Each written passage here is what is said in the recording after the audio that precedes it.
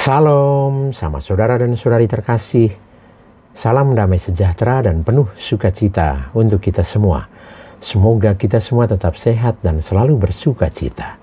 Kita berjumpa lagi dalam Renungan Lentera Jiwa bersama saya, Romo Stefanus Turibius Rahmat PR.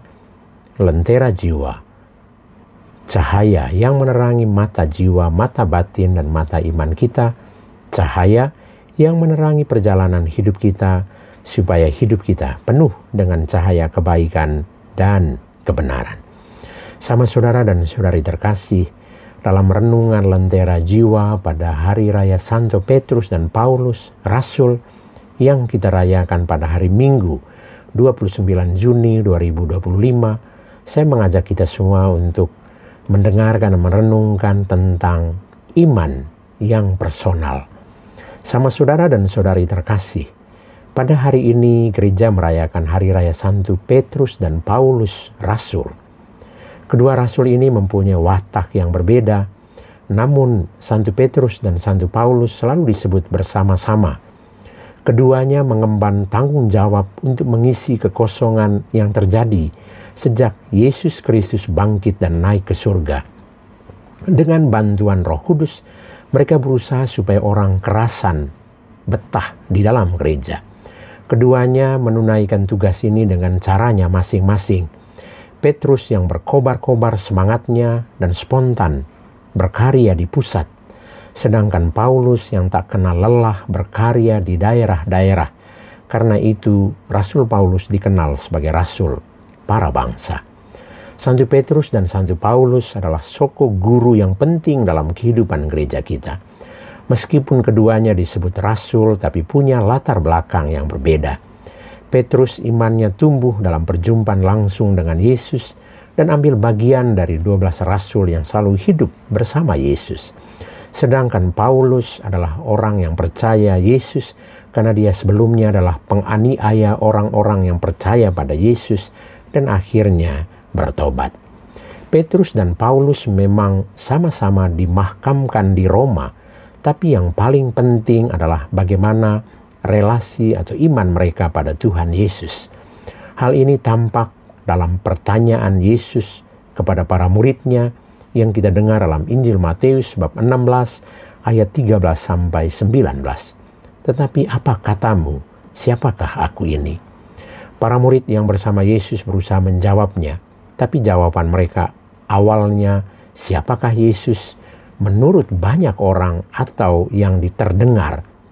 Tetapi akhirnya Simon Petrus yang menyatakan bahwa Yesus adalah Mesias, anak Allah.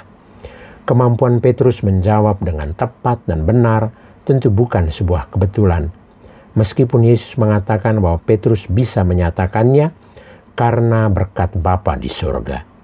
Kemampuan Petrus bisa menjawab dengan tepat dan benar, tetapi katamu siapakah aku ini muncul dari relasinya atau imannya yang mendalam dengan Yesus. Jawaban Petrus ini sebagai ungkapan iman personalnya akan Yesus. Maka meskipun Petrus jatuh dan bangun dalam kesetiaan, membangun relasi dengan Yesus, tapi iman dan kepercayaan yang kuat pada Yesus bersama rasul yang lain menjadi dasar bagaimana gereja dibentuk atau didasari. Paulus memang tidak bertemu dan menjawab langsung pertanyaan Yesus. Tetapi menurutmu siapakah aku ini? Tetapi tulisan-tulisan Paulus dalam surat-suratnya sebagai pewarta mengenai Yesus menunjukkan bahwa relasinya dengan Tuhan Yesus tak kalah mendalam dan kuat. Maka tulisan-tulisan Paulus menjadi salah satu dasar dari iman gereja yang penting.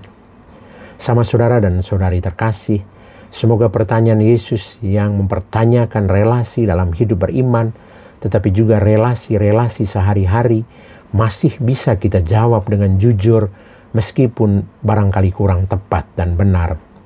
Semoga kita selalu punya waktu untuk mendengar, berdialog, dan mengerti dengan apa yang sedang terjadi, dan akhirnya bisa menjawab pertanyaan-pertanyaan, tetapi katamu, siapakah aku ini?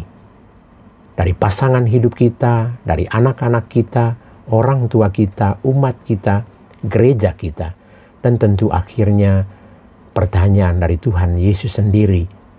tetapi katamu, siapakah aku ini? Karena gereja akan kokoh kuat kalau relasi umat dengan gereja dan dengan Allah kuat dan mendalam. Hal yang sama juga berlaku untuk kehidupan kita setiap hari. Semoga hari raya Santo Petrus dan Paulus mendorong kita untuk semakin memiliki iman yang personal dengan Yesus, karena menyadari bahwa Yesus selalu ada, selalu menyertai kita dalam perjalanan hidup kita.